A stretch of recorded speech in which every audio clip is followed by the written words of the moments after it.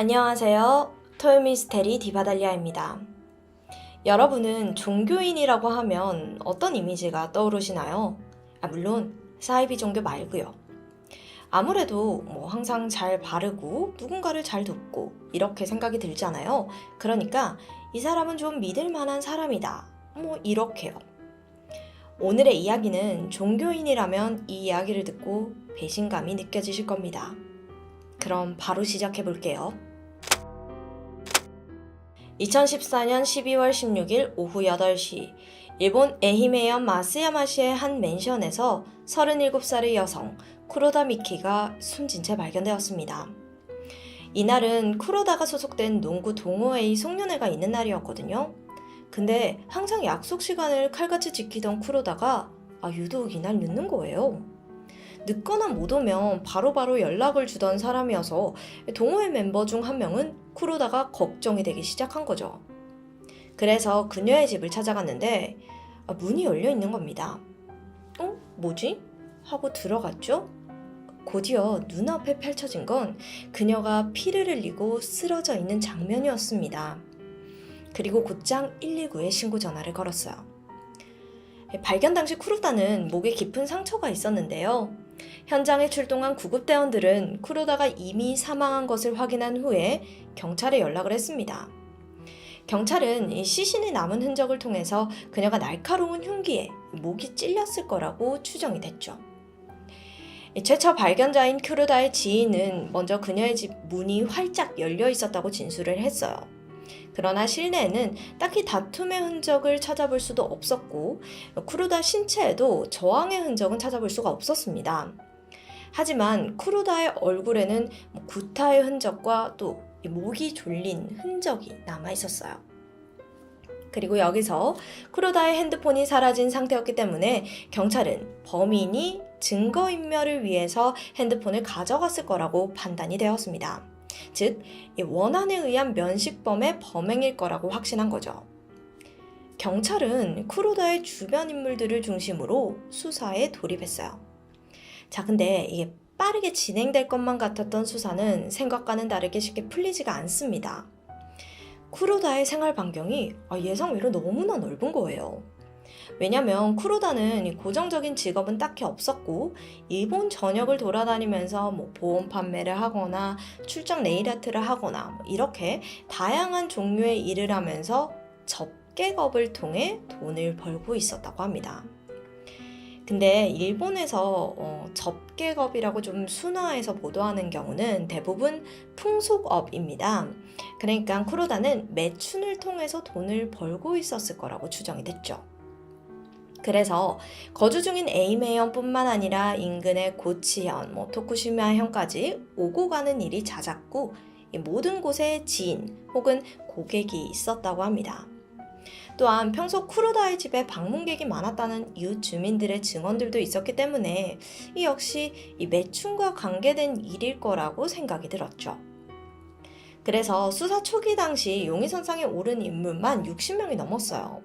경찰은 용의선상에 오른 인물들의 사건 당일 행적을 꼼꼼하게 살폈고 그 결과 한 명이 유력한 용의자로 떠오르게 됩니다.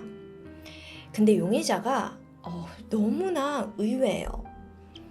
그는 29살의 남성 쿠루미 요시노리, 직업이 다름 아닌 스님입니다. 토쿠시마현 토쿠시마시에 위치한 유서 깊은 절이 하나 있는데요. 거기가 초켄지라는 곳이에요. 여기에 주지 스님이었던 거죠. 쿠루미는 당시 결혼한 지 얼마 안 된 신혼으로 절과 가까운 곳에서 아내와 단둘이 생활을 하고 있었다고 합니다. 그는 집안이 무려 13대째 대대로 초켄지절의 주지 스님을 맡고 있었고 인근 주민들에게 평판도 매우 좋았다고 해요. 여기서 조금 의아해 하시는 분들 계실 텐데요. 일본 불교의 경우에는 종파에 따라서 머리를 깎지 않거나 결혼과 출산 그리고 자신의 절을 아들에게 물려주는 게 가능하다고 해요. 어쨌든 쿠루미에 대해서는 문무양도를 겸비한 우등생이다, 성실하고 현명하다, 상당한 인품을 가지고 있다 등 주위 칭찬이 자자했습니다. 이토록 지역에서 촉망받던 스님이었던 쿠루미는 어째서 살인사건의 유력한 용의자가 된 걸까요? 심지어 토쿠시마시로부터 170km나 떨어진 에이메현 마쓰야마시에서요. 일단 쿠루미와 쿠로다의 관계에 대해서 살펴보면 두 사람은 일을 통해서 처음 만나게 되었습니다. 짐작하기로는 호스티스와 고객일 가능성이 매우 높다고 해요. 시간이 지나면서 두 사람은 점점 가까워지게 되었고 쿠로다는 쿠루미에게 보험 가입 권유를 하는 등 계속해서 관계를 이어갔습니다. 이 과정에서 쿠루미는 쿠로다에게 깊은 호감을 가지게 되죠. 하지만 이건 일방적인 마음이었습니다. 쿠로다는 쿠루미를 고객 이상으로 생각하진 않았고 쿠루미는 이 점이 마음에 들지 않았어요. 때문에 그는 쿠로다를 좋아하면서도 그녀를 좀 힘들게 하고 싶다는 이상한 심리에 사로잡히게 됩니다. 쿠루미는 인터넷에 바쿠사이라는 사이트에 쿠로다에 대한 비방의 글을 작성하기 시작했어요. 이 사이트가 풍속업 관련 정보를 공유하는 곳이거든요. 나쁜 글을 쓰면은 손님이 그녀를 안 찾을 수도 있고 그런 거죠. 어쨌든 그가 그녀에게 쓴 주된 내용은 접객 태도가 매우 나쁘다는 것이었습니다. 그러면서도 쿠루미는 쿠로다가 자신 몰래 다른 남자를 만나고 다닐까 싶어서 탐정사무소에 의뢰를 해요. 그래서 그녀 모르게 감시를 붙여놨습니다. 쿠루미는 탐정사무소로부터 얻은 정보들을 통해서 쿠로다의 정확한 집 주소나 생활 패턴 그리고 개인적인 정보들을 쉽게 파악할 수 있었습니다. 쿠로다를 향한 쿠루미의 마음은 어느 순간 집착으로 변해가죠. 쿠로다는 지인들에게 나 요즘 스토킹 당하고 있는 것 같다면서 불안함을 호소했어요. 또 이때 그녀는 내가 마쓰야마시에 살고 있는 거 어떻게 안 걸까? 라고 말하면서 자신이 누군가에게 스토킹 당하고 있다는 걸 짐작하고 있는 듯한 눈치였다고 합니다. 그러니까 쿠로다라는 짐작이 들기는 하는데 이게 확신까지는 못하는 상황인 거예요. 그렇게 두 사람의 관계는 점점 악화되어 가고 있었는데 얼마 후 결정적인 일이 터지게 됩니다. 쿠루미가 쿠로다에게 돈을 주면서 다른 남자와 만나지 말 것을 요구한 거죠. 자기가 뭔데요? 계기는 쿠루미가 쿠로다를 스토킹하고 있었는데 그녀가 어떤 남자와 단둘이 데이트하는 모습을 목격한 겁니다. 순간 여기서 분노가 느껴진 거죠. 그래서 그는 쿠로다가 자신 외에 다른 남자를 만나지 못하게 하겠다는 마음을 먹게 돼요. 그래서 쿠로다에게 340만 엔을 주면서 이게 하나로는 3,300만 원 정도거든요. 앞으로는 다른 남자와 만나지 마라 이렇게 강요를 합니다. 당연히 쿠로다는 거절했죠. 그녀 입장에서는 쿠루미는 수많은 고객 중에 한 명일 뿐이고 자신에게 간섭할 권리는 없는 사람이었기 때문입니다. 게다가 그에게 스토킹을 당하고 있다는 걸 짐작하고 있었으니까 그의 요구가 더더욱 불쾌했을 거라고요. 하지만 쿠로다는 쿠루미의 요구를 거절하면서도 그에게 돈을 돌려주지 않아서 두 사람의 관계가 더 악화됩니다. 그래서 결국 쿠루미는 살인을 마음먹게 된 거죠. 경찰이 수많은 용의자들 사이에서 쿠루미를 유력한 용의자로 지목한 이유는 사건 당일 그의 차량이 쿠로다의 자택 인근에서 발견되었기 때문입니다. 쿠로다의 집 근처에 테쿠시마현 번호판을 단 차량이 사건 현장 주변에 계속해서 주차되어 있는 모습이 좀 수상했거든요. 수상하긴 하죠. 이 쿠로다의 집과 토쿠시마현은 거리가 상당하니까요. 때문에 경찰은 해당 차량의 소유주를 찾았고 그가 바로 쿠루미였습니다. 그리고 쿠루미가 사건 이전에도 몇 차례 쿠로다의 자택 근처에 방문했다는 사실 또한 확인이 됐어요. 이를 토대로 쿠루미의 행적을 추적했죠. 보니까 그가 인터넷 게시판에 쿠로다를 향한 비방의 글을 남긴 사실이 있더라고요. 그러면서 결국 범인으로 확실시 된 겁니다. 그렇게 사건으로부터 반년이 넘게 지난 2015년 6월 5일 경찰은 쿠루미를 쿠로다 살인 혐의로 체포했습니다. 그리고 붙잡힌 쿠루미는 자신의 범행을 순순히 인정했죠. 앞서 말했듯이 쿠루미가 사는 토쿠시마시에서 쿠로다가 사는 마쓰야마시는 무려 170km나 떨어져 있습니다. 하지만 그 먼 거리를 쿠루미는 몇 번이나 오갔죠. 다름 아닌 범행 계획을 세우기 위해서요. 쿠루미는 범행 전에 범행 도구로 사용할 칼과 고무장갑을 미리 구매했고 이 모든 준비를 마친 후 사건 당일인 2014년 12월 16일 마쓰야마시로 향했습니다. 이때 그는 도로 주행 기록을 남기지 않기 위해서 고속도로가 아닌 카메라가 거의 없는 국도와 샛길을 이용했죠. 아주 치밀하게 계획한 거예요. 오후 4시 30분, 쿠로다는 지인들과 점심 식사를 한 후 귀가했습니다. 이때 쿠루미는 인근에 살을 세워둔 채 그녀의 방을 계속해서 주시하고 있었어요. 쿠로다의 방에 불이 켜지자 그녀가 귀가했음을 확신한 쿠루미는 택배업자로 위장하기 위해 작업복과 유사 자켓을 걸치고 택배 전표를 붙인 골판지 상자를 손에 들고 그녀의 집으로 향했습니다. 그리고 이 상자 안에는 칼이 들어있었죠. 택배가 왔다는 소식에 쿠로다는 아무런 의심 없이 문을 열어주게 되면서 쿠루미는 쉽게 그녀의 집 안에 침입할 수 있었습니다. 쿠루미는 저항하는 쿠로다의 얼굴을 때리고 목을 조르면서 그녀를 제압해요. 그리고 칼을 꺼내 단번에 그녀의 목을 찔렀죠. 부검 결과 상처는 경동맥에 도달했을 정도로 매우 깊었다고 합니다. 이걸 보면 쿠루미가 강력한 살해 의지를 갖고 쿠로다를 공격했음을 알 수 있죠.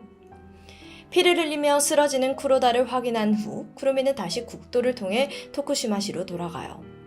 그럼 흉기는 어떻게 했을까요? 가는 도중에 흉기를 포함한 범행에 이용된 모든 도구 그리고 쿠로다의 핸드폰은 토쿠시마시의 요시노강 하구에 유기했다고 진술했습니다. 후에 쿠루미가 진술한 장소를 수색한 결과 그곳에서 모든 범행 도구가 발견되었습니다. 쿠루미는 범행을 저지르고 돌아온 다음 날 평소와 다를 바 없는 모습으로 절에서 불경을 읊었다고 해요. 이게 너무 모순 아닌가요? 어쨌든 그렇게 반년 동안 태연하게 일상생활을 보내다가 경찰에 체포된 겁니다.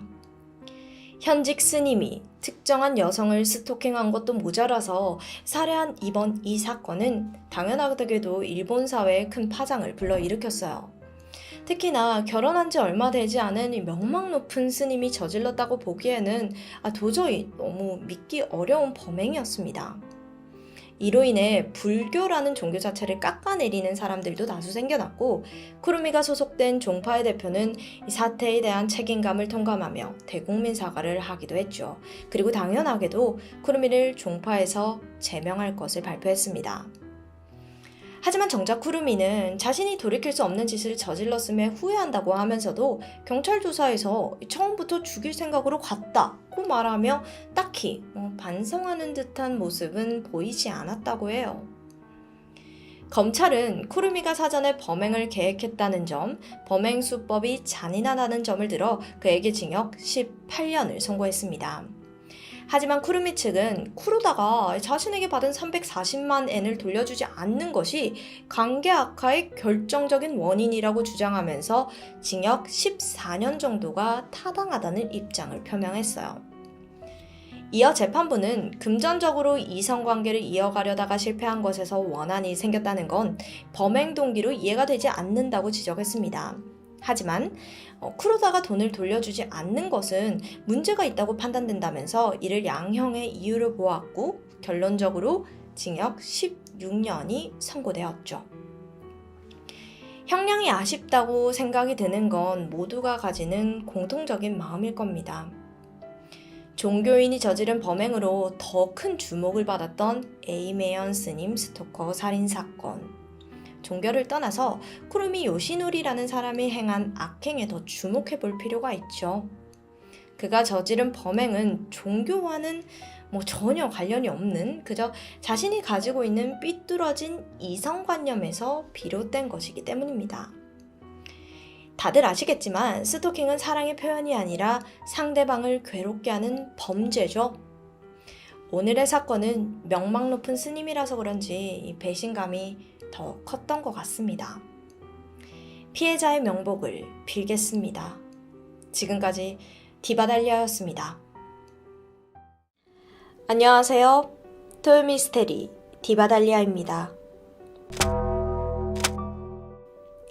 지난 1993년 9월 2일 캐나다 뉴펀들랜드주의 한 경찰서에 중년의 부부가 초조한 모습으로 찾아옵니다.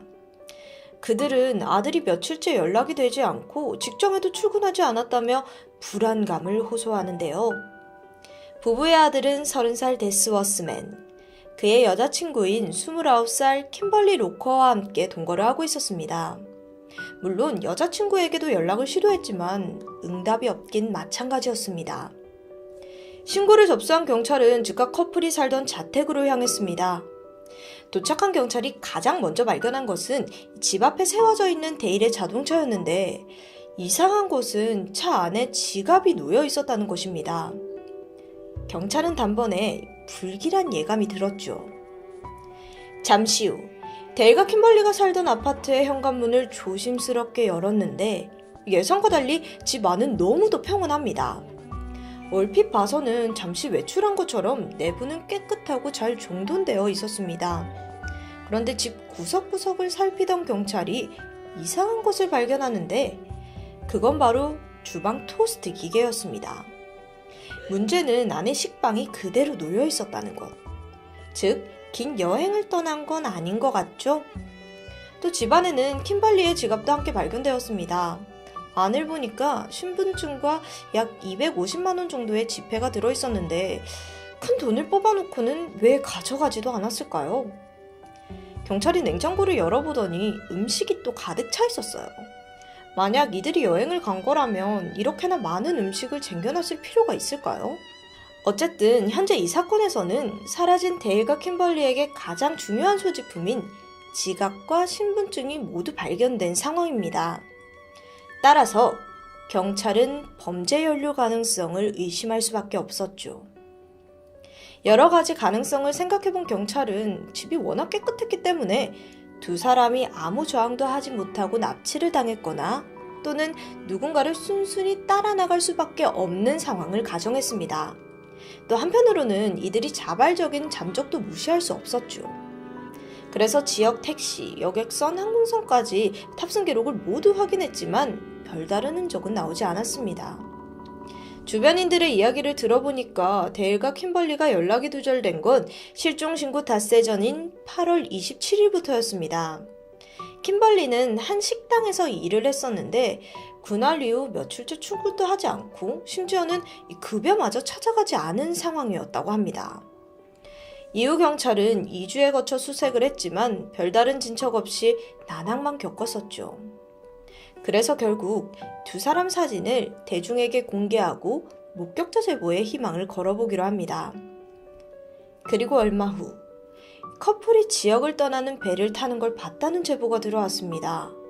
역시나 자발적인 가출인가 싶었지만 확인해보니 사실 무근이었고요. 또 얼마 후엔 인근 호수에서 커플의 시신이 매장되었다는 소문이 돌기도 했죠. 그래서 경찰이 탐지견을 동원해서 호수 안과 이 주변을 샅샅이 수색했지만 아무것도 발견되진 않았습니다. 이후 수사는 제자리 걸음이었고 그렇게 13년이라는 세월이 흐르게 됩니다. 캐나다에서 해당 사건은 유명한 미제 사건으로 기록되고 있는데 그러던 2006년 7월 뉴펀틀랜드 경찰서에 한 남성이 방문했습니다. 그의 이름은 조이 올리버. 그닥 질이 좋은 사람은 아니었는데 이 지역에서 소문난 약쟁이로 좀 소문이 났었죠. 그런데 1년 전 경찰에게 대뜸 내가 미제 사건의 정보를 줄 테니 대신 돈과 마리화나를 달라는 불법 거래를 시도한 전적이 있습니다. 그렇다 보니 경찰 입장에서는 이게 별로 신뢰가 가지 않은 사람이었겠죠.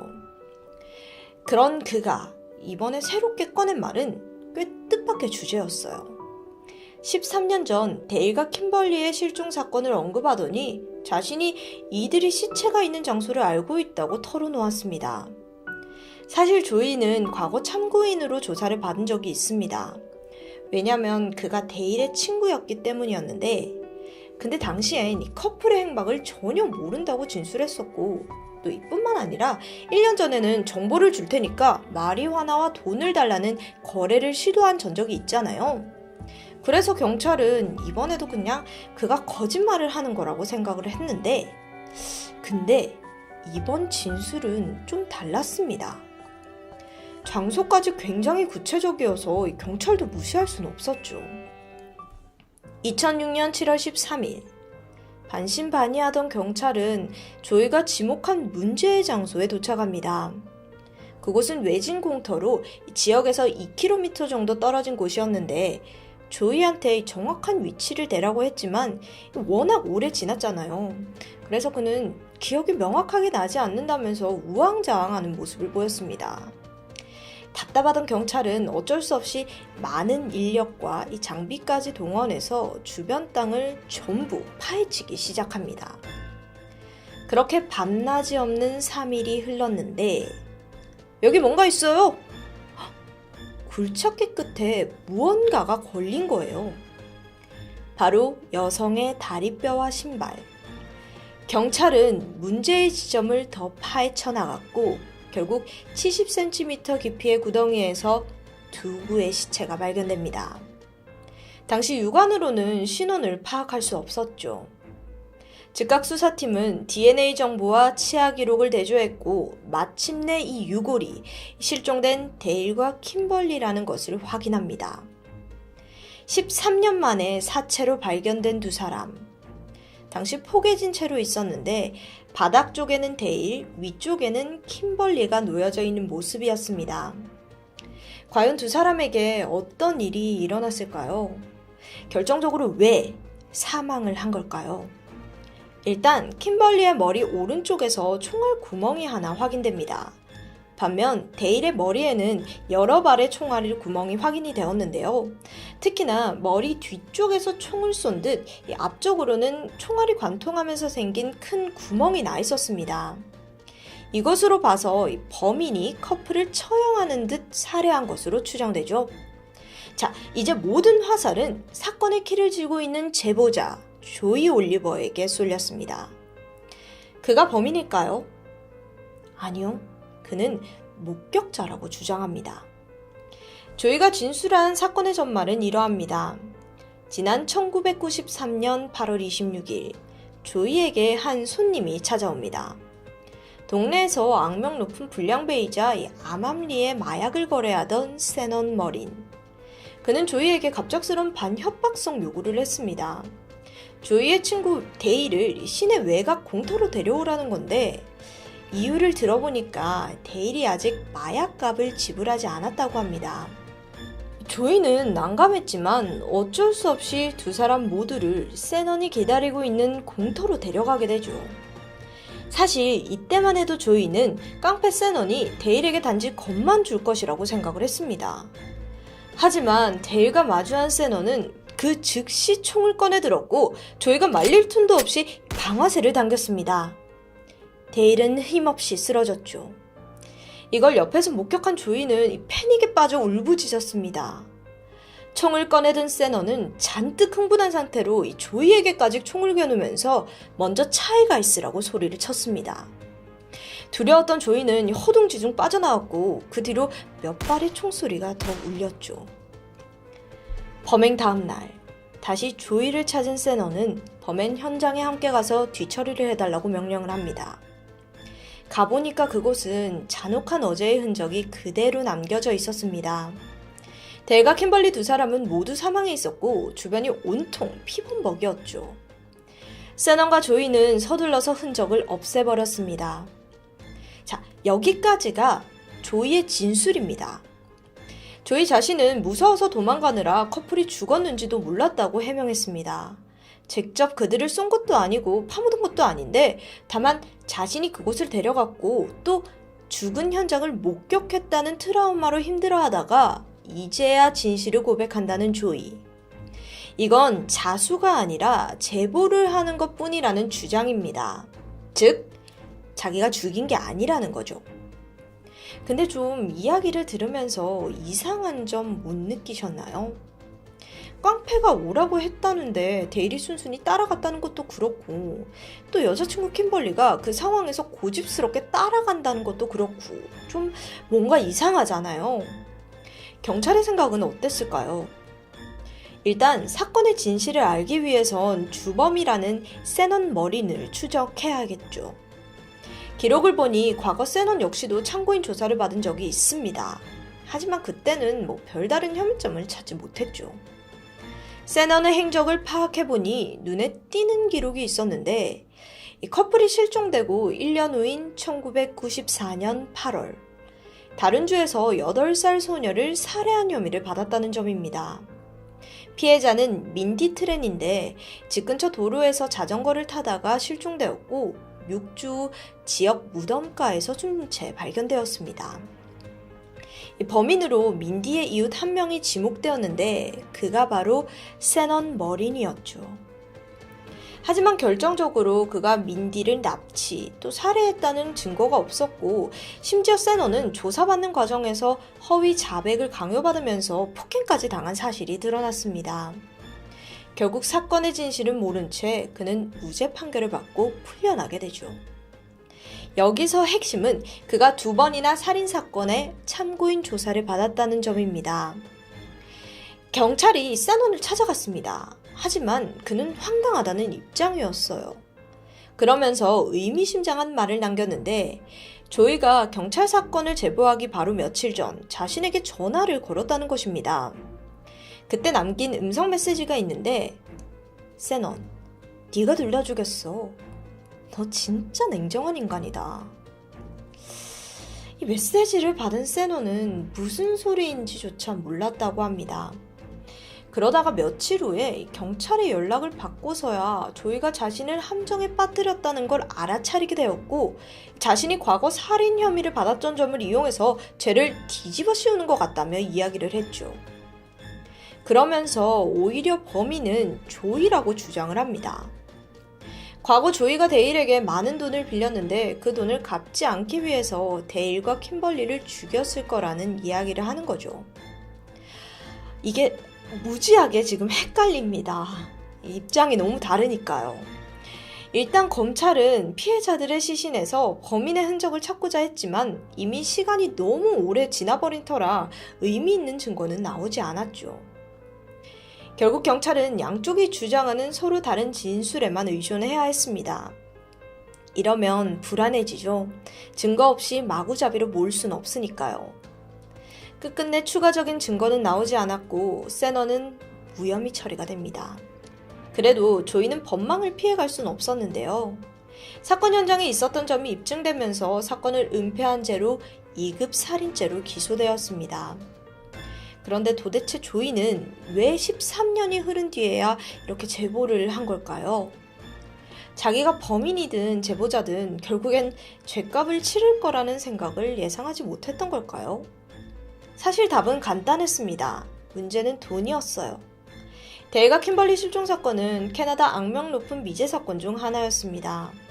그러다 보니 제보에 따른 보상금도 높았는데 하나로 6,500만 원에 달했습니다. 조이는 시신을 찾는 데 협력하고 범인을 제보한 뒤 보상금을 받아서 유유히 빠져나가려는 계획이었는데 일이 그렇게 순순히 풀리지 않았죠. 처음 조이는 2급 살인죄로 기소되었지만 재판을 앞두고는 1급 살인죄로 상향됩니다. 결과에 따라 종신형까지 받을 수 있었죠. 하지만 조이는 또 한 번 빠져나갔습니다. 법정에서는 프리바게닝이라는 제도가 있는데 이게 뭐냐면 범죄를 저지른 사람이 수사에 적극적으로 협조했을 경우에 그 형벌을 줄여주는 제도를 말합니다. 이 사건의 경우 만약 조이의 자수가 없었더라면 시신조차 찾지 못했겠죠. 그래서 도움을 준 점을 참작해서 형량을 낮춰주는 데 합의했고 그 결과 2009년 3월 대법원은 조이에게 최종징역 15년형을 선고했습니다. 그리고 구금 상태에서 최종 재판을 기다린 2년이라는 기간까지 2배로 인정하면서 총 4년 형기를 감해주었습니다. 즉 11년형을 받은 거고 원래는 2020년에 출소 예정이었는데 조이는 또 한 번 운이 좋았습니다. 수감 7년 만인 2016년 조이는 가석방으로 출소하게 됩니다. 보통 모범수로 복역을 하면 사형수가 아닌 이상 가석방 출소가 가능하니까요. 그렇게 조이는 자유의 몸이 되었는데요. 이 사건은 지금까지도 범인이 누군가에 대해 의견이 분분합니다. 피해자는 있지만 과연 그들에게 방아쇠를 당긴 사람이 누구인지는 끝끝내 명확하게 밝혀지지 않았는데요. 확실한 건 조이가 사건 현장에 있었다는 사실, 그것뿐입니다. 사건을 조사하다 알게 된 한 가지 놀라운 점은 사건에 걸려있던 보상금이 정상적으로 지불되었다는 사실입니다. 경찰은 수령자에 대한 정보는 밝히진 않았지만 누가 봐도 조이가 수령했을 가능성이 다분하죠. 아니, 그럼 결론적으로 조이는 본인이 재판도 밟고 형도 살고 보상금까지 수령해간 상황입니다. 어쩜 조이는 지금 최고의 승리감에 빠져있지 않을까요? 데일 킴벌리 미제 사건은 이렇게 해결된 듯 안 된 듯 여전히 의문만 남긴 미스테리한 상태입니다. 지금까지 토요미스테리 디바달리아였습니다.